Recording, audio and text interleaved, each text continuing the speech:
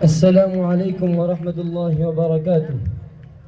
Hanafiya education and medical trust संचालित मौलाना अबुल कलाम आज़ाद माध्यमिक उच्चतर माध्यमिक शाला बिला और मदरसा प्राथमिक शाला बिला के आंगन में 74वें गणतंत्र दिन के अवसर पर निमंत्रित किए हुए मैनेजिंग ट्रस्टी हाजी अब्दुल्ला दादा और प्रमुख मौलाना अब्दुल रशीद साहब और शिक्षक स्टाफ असतिज़े किराम और दूर से आए हुए मेहमान निज़ाम,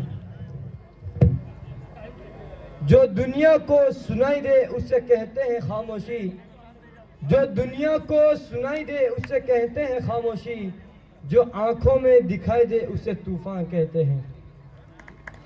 यही सच्ची देशभक्ति और यही सच्चा राष्ट्र प्रेम है। न सरकार मेरी है और ना ही ये बड़ा सा नाम मेरा है। बस इतनी सी बात का गुरूर है मुझे, मैं भारत का हूँ और ये भारत मेरा है। परंतु एक वैचारिक सी बीमारी हमारे समाज में मुझे नजर आती है और कहा जाता है हम दुनिया के सबसे बड़े लोकतंत्र हैं, जहां हिंदू पैदा होते हैं, जहां मुसलमान, सिख और ईसाई भी पैदा होते हैं, लेकिन बदकिस्मती की बात है इंसान पैदा नहीं होते। मेरे विचारों में न हिंदू की जरूरत है, न मुसलमान, सिख और ईसाई की जरूरत है। राष्ट्र निर्माण के लिए केवल एक इंसान की जरूरत है। जरा सोच के देखिए, ये पेड़, ये पौधे और शाखाएं भी परेशान हो जाएं, ये पेड़, ये पौधे और शाखाएं भी परेशान हो जाएं, घर परिंदे भी हिंदू और मुसलमान हो जाएं।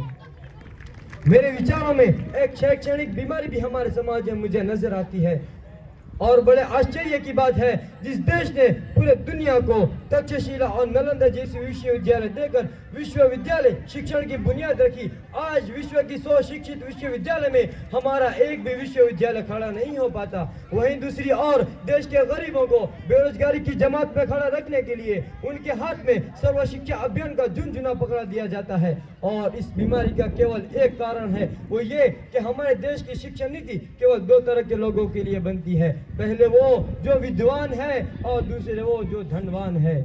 और इसी तरह की कई गजब की बीमारियां हैं और मैं बता दूं, इस बीमारी की जो जड़ है ना, वो हमारा अंधविश्वास है। मेरे विचारों में जब तक इस देश का युवक सफलता के लिए मंदिरों और दरगाहों में जाकर नारियल फोड़ कर भगवान रिश्वत लगाता रहेगा, हमारे समाज का शिक्षित वर्ग ही दिल्ली के रास्ते कांटे पर खड़े हो जाना, अपने धर्म, अपने जाति को ऊंचा मानकर दूसरों के धर्म का अवहेलना करता रहेगा, तब तक हमारा अंधविश्वास, तब तक ना ही हमारा अंधविश्वास खत्म होगा और ना ही हमारा राष्ट्र निर्माण संभव होगा। हमारा राष्ट्र निर्माण तब संभव होगा जब इस देश में महिलाओं की पूजा नहीं होगी बल्कि उनकी इज्जत की जाएगी, जब हम जाति का दरख्त नहीं बल्कि सामाजिक दृष्टि की बात करेंगे। और राष्ट्र निर्माण तब संभव होगा जब स्वच्छता अभियान में केवल सरकार नहीं बल्कि सड़क पर चलने वाला हर एक नागरिक हाथ बटाएगा, स्वच्छ भारत को दिल से अपनाएगा। और असल मायने में हमारा राष्ट्र निर्माण तब संभव होगा जब एक गरीब बच्चा मध्याह्न भोजन के लिए नहीं बल्कि ज्ञान के लिए सरकारी स्कूल के चौखट पर कदम रखेगा।